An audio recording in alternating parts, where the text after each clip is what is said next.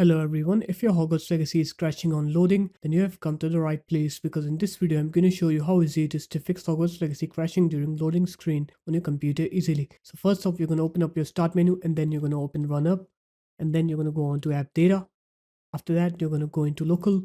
You're going to find the folder called Hogwarts Legacy. So just click on any folder, press H on your keyboard. Here it is. You're going to go into saved, config, Windows no editor, and then you'll have this engine.ini file. You're going to right click on it and click edit in notepad.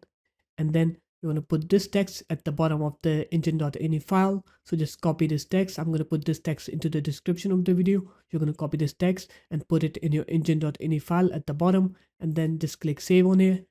And after that, now when you open Hogwarts Legacy on your computer, you'll see that your game will load correctly and you will not get those crashes anymore. So this guys, that's how easy it was. If you guys found this video helpful, make sure to leave a like, comment and subscribe to the channel, and I'll see you in my next video.